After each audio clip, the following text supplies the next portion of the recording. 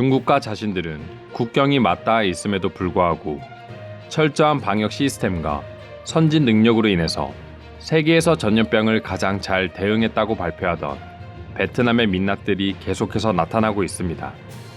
언론 지수가 북한과 더불어 최하위에 위치하고 있는 공산 국가이기도 하지만 완전 봉쇄 정책을 통해서 전염병을 대응했기 때문에 거기서 오는 베트남 국민들의 피해는 상상할 수 없을 정도라고 합니다.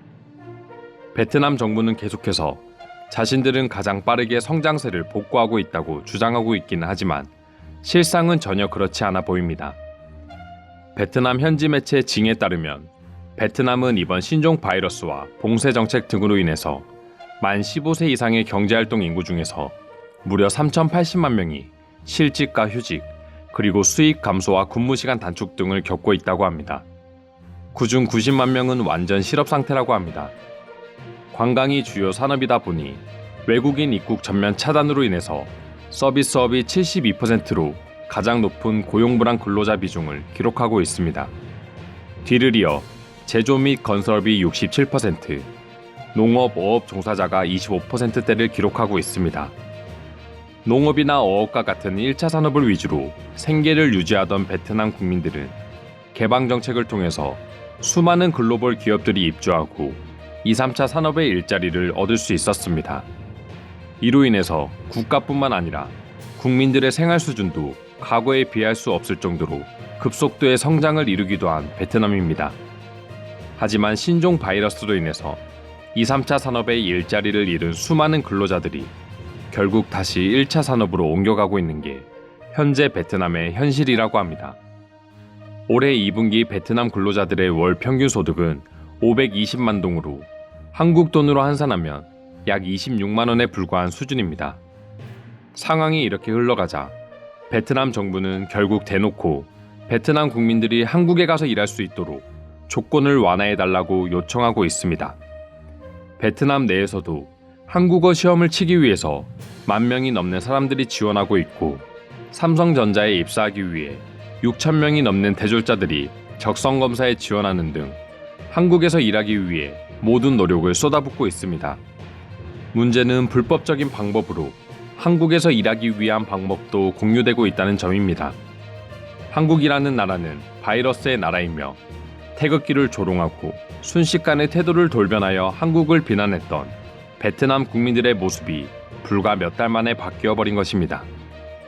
물론 모든 국민이 한국에 대해 그렇게 생각했다고는 말할 수 없지만 전염병 초기 SNS에 달렸던 수많은 댓글과 관심 등을 봤을 때 그렇게 소수의 행동이라고도 절대 말할 수 없습니다. 이런 베트남 국민들이 바다에까지 뛰어들어 한국으로 넘어와 돈을 벌려고 하는 모습은 그야말로 아이러니라고밖에 말할 수 없습니다. 하지만 베트남의 이런 배은망덕한 모습에도 불구하고 한국은 선진국의 면모를 계속해서 보여주고 있습니다. 경상북도 농촌 한력가 관계자에 따르면 오는 27일 인천공항을 통해서 경북 영양군에 고추 농사를 도울 베트남 근로자 380여 명이 입국한다고 전했습니다. 국내 신종 바이러스 감염증 사태 이후 처음으로 외국인 계절 근로자의 집단 입국 사례입니다. 근로자들은 90일 동안 영양군에 있는 120여 농가로 흩어져 고추 수확과 상추 수박 수확을 지원한다고 합니다. 베트남은 자국으로 입국하는 외국인을 대상으로 2주 동안의 자가격리를 자비로 시행해야 하고 이 비용 역시 호텔에서 머문 경우 300만 원이 넘는 걸로 알려져 이를 통해 국가 수입을 채우는 게 아니냐는 비난도 많이 받았습니다. 하지만 한국은 베트남과는 다른 모습을 보여주고 있습니다. 영양군은 입국 당일 45인승 전세버스 10여 대를 보내 선별 진료소를 통과한 베트남 근로자들을 곧바로 태워 14일간 머물 자가격리 시설로 이동한다고 합니다. 영양군이 지역 농가와 협의해 울진 백암온천 인근 호텔 3곳과 영양군 내 휴양림 등 모두 4곳의 자가격리 시설에서 근로자들을 수용할 계획이라고 밝혔습니다. 자가격리 시설비는 1인당 하루 10만 원으로 총 140만 원의 비용이 들어가고 있습니다. 하지만 영양군과 농가에서 7대3 비율로 이를 전부 부담하기로 했다고 합니다. 일부 한국 국민들의 경우 저렇게 비용이 들어간다면 굳이 베트남 근로자들 말고 한국인들에게 높은 임금을 주고 고용하면 되지 않느냐 하는 비난도 나오고 있습니다. 하지만 농촌 관계자에 따르면 급여와는 상관없이 요즘 한국에서 농촌 일을 하며 3달 이상 숙박하며 일을 하러 오는 젊은 노동력을 구하기는 하늘의 별 따기라고 합니다. 호텔 자가 격리비를 자체적으로 부담해야 할 만큼 현재 농가의 일손이 시급하기 때문에 이와 같은 결정을 내리게 되었다고 합니다. 베트남은 자국에 도움이 되는 해외 기업인들을 대상으로도 시설 대비 터무니없는 금액의 자가격리비를 부담하고 있지만 한국은 경제적으로 어려운 베트남 국민들을 대상으로 돈을 벌 기회를 주면서 자가격리비까지 부담해주고 있습니다. 물론 한국도 그만큼의 도움이 필요하기에 이런 결정을 내렸다고도 할 수 있겠지만 베트남 정부와는 확연히 다른 모습을 보여주고 있습니다. 베트남 국민들 역시 한국은 전염병의 천국이라고 비행기까지 돌려보낼 때는 언제고 이제는 고추 농사를 돕기 위해서 엄청난 경쟁률을 뚫고 한국에 들어오기 위해서 노력하는 상황이 펼쳐지고 있습니다. 하지만 베트남인들의 부푼 꿈은 한국 정부의 단호한 대처로 인해서 지금 당장은 물거품이 되고야 말았습니다.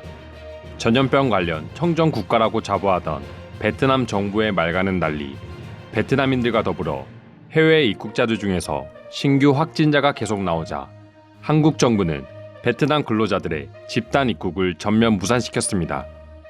법무부는 외국인 계절 근로자 입국 조항을 일부 바꾸면서 기존과는 달리 외국인 근로자도 지자체 보증이 아닌 정부 보증으로 진행하도록 변경했습니다. 때문에 반드시 정부의 보증을 통한 비자를 발급받아야지만 입국이 가능하게 되었습니다. 추후 일정이 어떻게 변경될지는 모르겠지만 지난 5월부터 입국을 준비한 베트남 근로자들 380여 명은 낙동강 오레아 신세가 되고 말았습니다. 제2의 중국이 될 것이라며 의기양양하던 베트남의 모습과는 달리 결국에는 1차 산업이 아니면 지금 당장 생계를 유지할 수 없는 베트남 국민들의 모습은 그야말로 슬픈 현실도 아닐까 생각해 봅니다. 유익하게 보셨다면 구독과 좋아요 부탁드리며 오늘도 영상 시청해 주셔서 감사드립니다. 이상 종쿠TV였습니다.